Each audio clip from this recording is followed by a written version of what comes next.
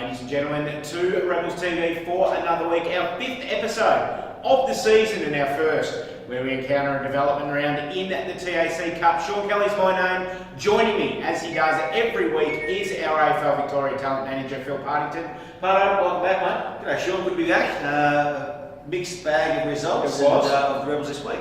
We'll talk about that very, very shortly, but I suppose some really pleasing results from the Rebels on the weekend was the fact that we had 3 players from our 2016 list make their AFL debut all on Sunday, which meant we were running around Melbourne left, right and centre. Congratulations to Jared Berry, Hugh McCluggage and Tom Williamson. Bez and Lugger making their debut for the Lions, and Miller, of course, for Carlton, and all 3 of them had an impact in their games. Oh, it was great to see, Shaun, to have 3 players debuting in one day from our program from last year, which is a really exciting part of our program, and to see 2 best mates in Jared and Hugh debut together with the Brisbane Lions, then see Willa, probably the youngest player on the AFL list, to be honest, Shaun, and the player in his winning debut game for the Carlton Footy Club was pretty pleasing. To see the excitement on all those 3 boys' faces were pretty special for all the boys involved. They all had an impact. You mentioned that Carlton won in Willa's debut game. He got the first posse of the game and then went on to get another 15 throughout the game, and some really good words spoken by Brendan Bolton. And for the Lions, obviously Chris Fagan also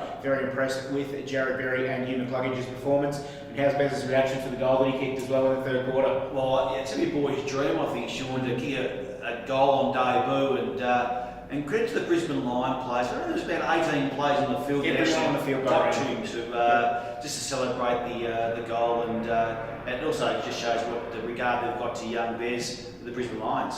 A great weekend for the Rebels in that regard. Not so great, unfortunately, when it came to the 2017 TAC Cup squad. Let Dandenong off to a big lead. It was 8 goals to 1 at quarter time, 12 goals to 3 at half time. And whilst the boys clawed their way back in and really, I reckon, showed something in that second half, a 6-goal run in the third quarter, unfortunately, too much left for too late and went down by 20 points in the end. Yeah, that first quarter, Shaun, the toss of the coin, certainly kicking against the wind, but I looked at the stats this morning, Shaun, we only had 5 less possessions in that first quarter than the Dandenong Stingrays, so we mucked around with the footy a bit too much in that first quarter, and they were a lot more efficient with their kicking and goal kicking, of course, and to have 8 goals on the scoreboard before actually we kicked a goal was a bit hair-raising, Shaun. I thought, how far can they get in front of us? But credit to our players, after half-time, I really fought really hard. That third quarter, when it was a bit wet and a bit windy out there, Shaun, the boys really dug deep and played good brand of footy, and hopefully that's something to come in the future where they get a bit more confidence in our team.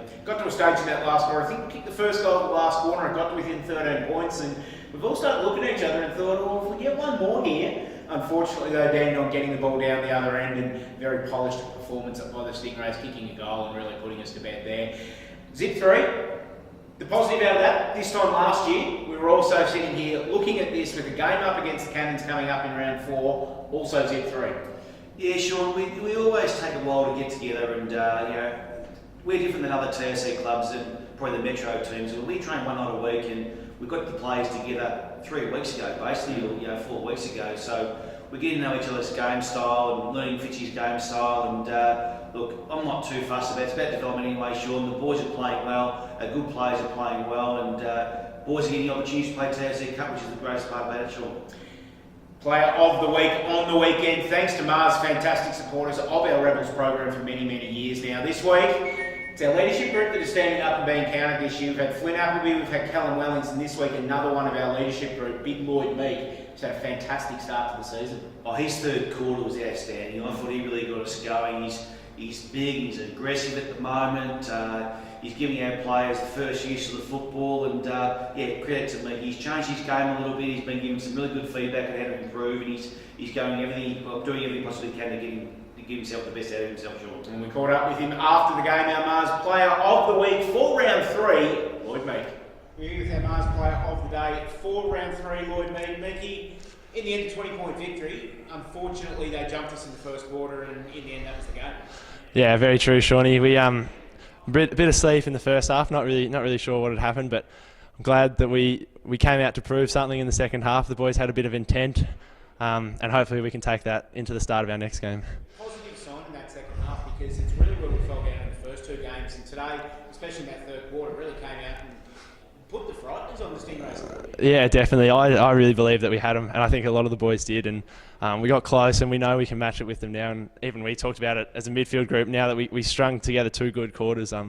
Next step's 3 and then 4, and then we'll hopefully start winning games. Yourself personally, a really good start to the year. Playing as a 19-year-old player this year, what have you found that you needed to bring to the table this year at TAC Footy to take yourself to the next level?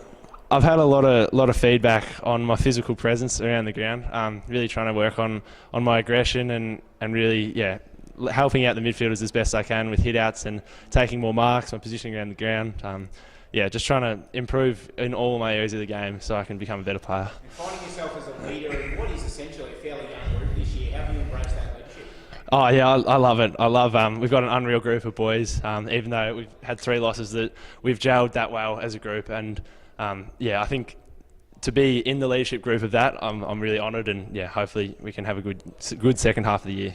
Lloyd, great game today. Enjoy the Easter break, mate. We'll see you again after Easter. Thanks, Shawnee King. Lloyd Meek, our player of the week for round 3. Thanks to Mars. Time to talk TAC Cup Girls, Pardo. We'll bring Krista Woodroffe in to do that. They played on Friday last week up against the Dandenong Stingrays. The Stingrays just kicking goals in bunches when they got ahead last week, and whilst the girls were competitive, the Stingrays just that little bit too good on the day. The girls are really competitive. They're improving each week, but just the consistency at the moment is probably not there. And as you said, they just can't hold those group of goals that the other teams are kicking at the moment. But last week, this week for the girls, Shaun, so looking forward to a big game on Friday, Good Friday, so I hope it's a good game for them. They play the Sandringham Dragons on Friday. So let's have a chat to Krista Woodroffe, our TAC Cup Girls coordinator. As we do every week here on Rebels TV, let's bring her in and find out what's happening in the world of TAC Cup Girls. Welcome, ladies and gentlemen, back to Rebels TV. It's time to talk TAC Cup Girls for another week, and joining us, as she does every week, is our TAC Cup Girls coordinator, Krista Woodroffe. Krista, welcome back. Thanks, Shaun. Always a pleasure. And talk to us about the weekend just gone. A Friday game last week, of course, being the school holidays up in Bendigo as part of Country Round for the TAC Cup Girls competition. Unfortunately, not a result we were looking for. We can see it on the screen at the moment, and whilst it looks like a fairly comprehensive result in the way of the Dandenong Stingrays, it was really just a couple of spurts during the game where they got a run on and kicked consecutive goals.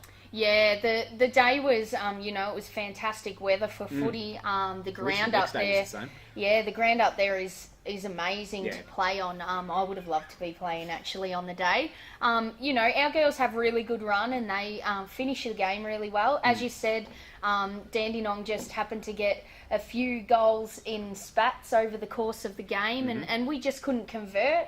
We got a few points, but we couldn't get on the board. I think Jazz Carver got the only goal for the day. She did in the third quarter. Yeah, but overall, it's been fantastic for the girls. They've really stepped up. I think a couple of weeks ago our head might have dropped, and the girls might have, dropped a little bit too much, and they could have got a few extra goals. So the competition was fantastic, and I think overall, performance-wise, the girls did a really good job to get the result that they did. A couple of girls played some really impressive games on the weekend, and again, some girls that we've seen in the best players all year: Lauren Butler, Amy McDonald, Katie McAloon, girls like that, Ella Bibby, Aisha Nicholson as well. Yeah.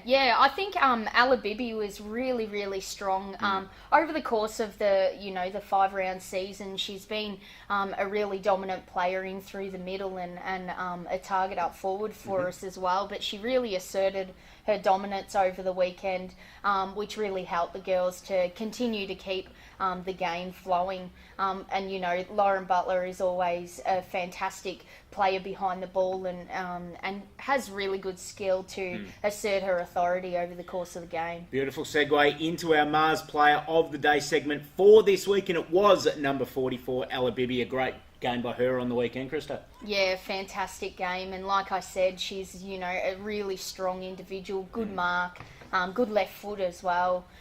She's very strong overall, so really, really congratulations for her. So let's catch up with our Mars Player of the Day for round 4, Ella Bibby. Right, Ella, our Mars Player of the Day for round 4. Congratulations on your game today. Tough day though. The Stingrays were a very good side. Yeah, they were. I know they're a metro team, so a bit different to the country. I reckon we did well, just couldn't keep it after the first quarter. We just kept going down, but we still played a pretty strong game, I thought. Tell us about your role in today's game and throughout the TAC Cup season so far. So I started off centre half back today, and that was a pretty big job because it was in their forward 50 a bit, but swapped on to the ball a little bit, and yeah. What have you enjoyed about playing in this TAC Cup Girls competition this year? Everything. Like it's new, it's different. The competition's really good. Well, I think it is. The girls are great. It's a really great group of girls from all over our region of Victoria, and yeah, it's really good. And the last game next week on Good Friday. Yeah. Bit bittersweet, I suppose, being the last time you played with this group of girls. Yeah. No, it'd be really sad. Like we've only got the 5 games, so after that it'll be. I hope we all keep in touch, but yeah. What are you going to do after the TAC Cup season's finished? Where are you going to play footy this year? Well, I don't really know because I play a real lot of netball, so I don't know if I'm going to be playing club footy or anything, but hopefully just wait until next year and get back into the Rebels uniform again. Well, congratulations on your game today and your season so far, Ella. Thank you. Our Mars player of the day for round 4. Thank you. Thanks. Ella Bibby, our Mars player of the day for round 4. One more game to go in the TAC Cup Girls season. Krista, this Friday, Good Friday football being played for our TAC Cup Girls this week against the Sandringham Dragons at Rams Arena in Craigieburn, the home of the Calder Cannons. All the details on the screen at the moment. It'll be a good game to finish off the season for the girls. Yeah, it will be. You know, again, everyone will be playing on the same day, Good Friday. I think the girls are really keen to just finish off, hopefully on a high. If not, the season's, you know, it's shown that the girls have developed and progressed as individuals and as a team. So I think we're really looking forward to seeing where we're at.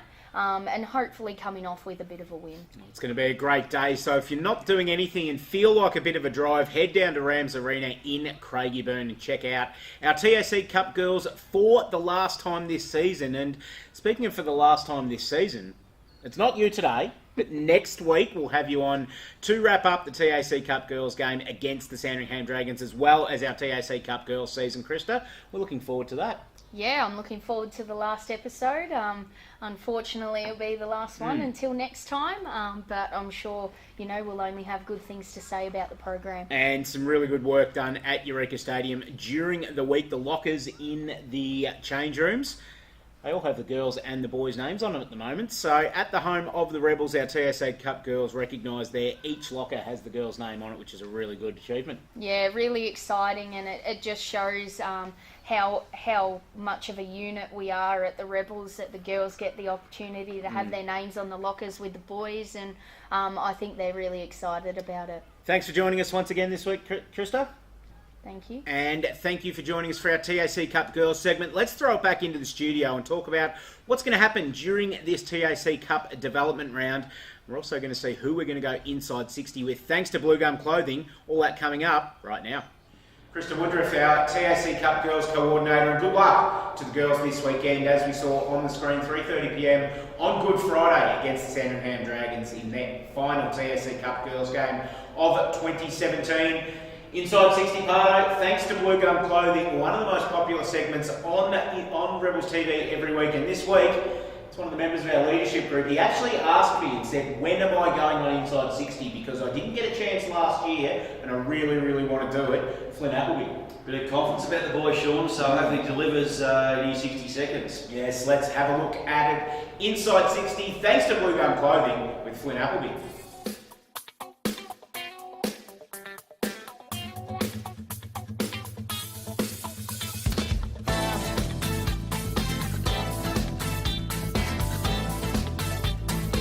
Apple cart. Half back flank. Dane Rampy. Koonakangas Football Netball Club. Methodical. Carl Wellings.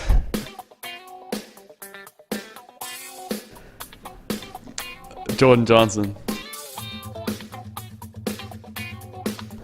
Carl Wellings, because he has too many sleepovers at his girlfriend's house.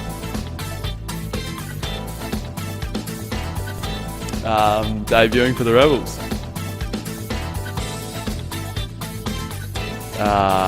Hugh McCluggage. Jacob Hopper.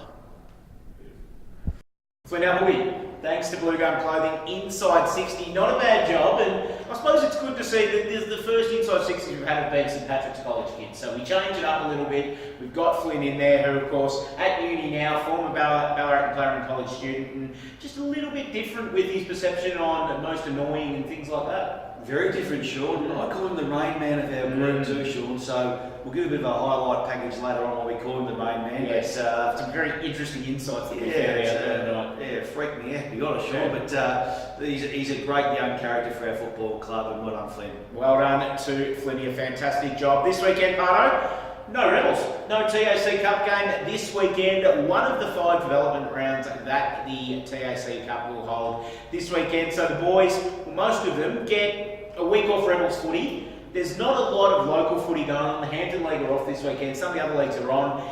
And I know when we spoke to Fitzy on Rookie Me Coach's Corner earlier this week after the game, he mentioned that he's going to kind of individualise what the players do on these weekends off.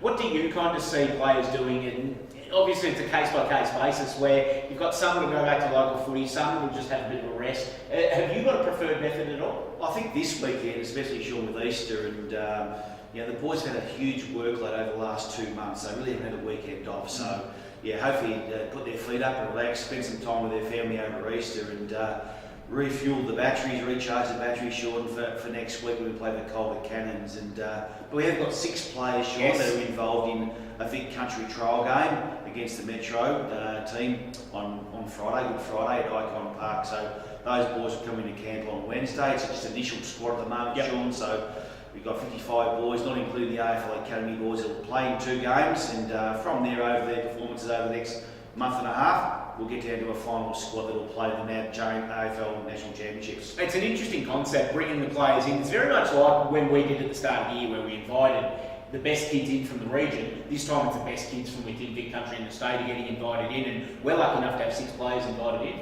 Yeah, it's a bit of potential there, Shaun, so we put a lot of bottom ages in there as well to give them the experience, and hope they can learn that experience for next year. But in the next month and a half, Shaun, their performance on the field is everything for us, and hopefully get a few boys playing Vic Country come that June, July sort of period.